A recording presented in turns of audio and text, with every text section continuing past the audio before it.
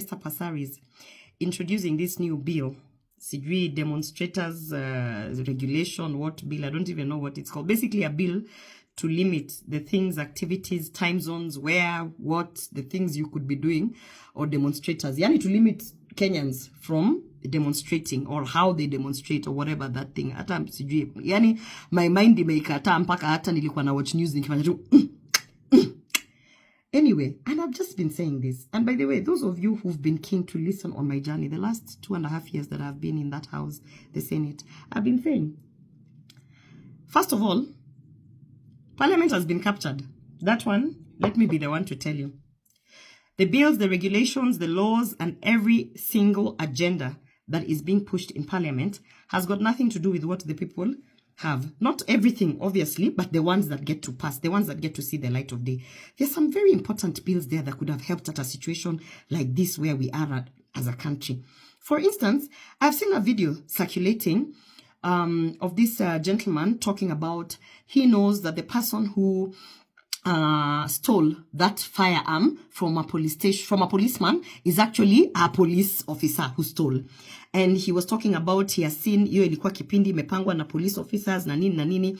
That person right now is fearing for their lives. Do you know that Parliament, there is a bill called the Whistleblower Protection Bill? I was the sponsor in the Senate. This is not about me. I'm just trying to give you a juxtaposition. Before they decided that is not a bill that can originate from Senate and it has to go to the National Assembly, that is a bill that I was pushing. Now let me tell you something.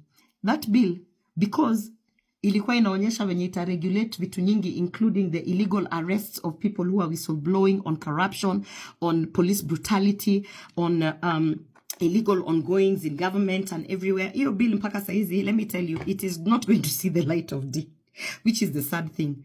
And then Mheshimiwa Passaris, a person I respect, a person who even at one point I would, you know, once in a while here and there, ask for advice.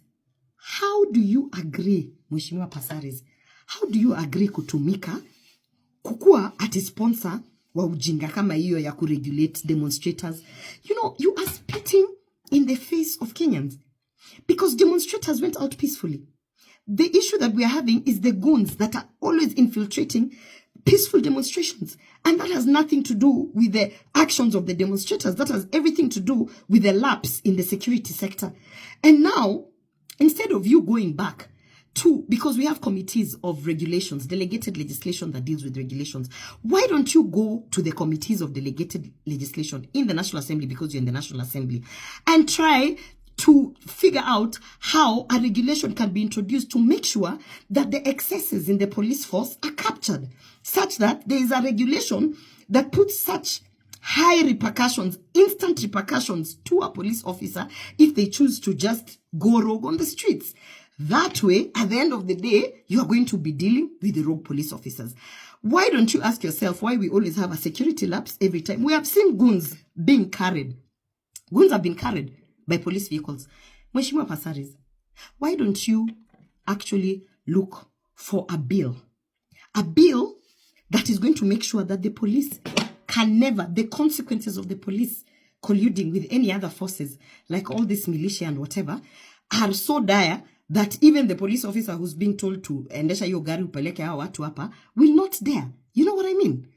Instead, I get that there's a lot of pressure, especially now that you're in the broad-based government and you guys are saying it's your time to eat.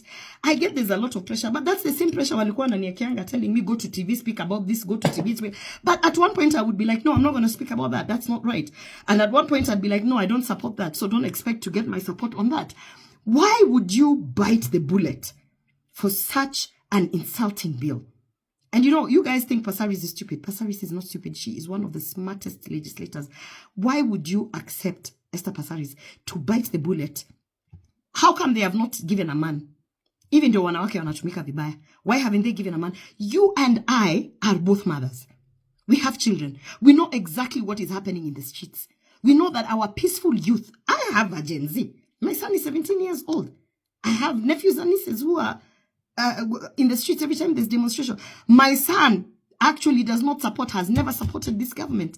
And I know how to deal with it. I normally tell him, you know, it is your democratic right. You can do this and that. Passaris, you have children.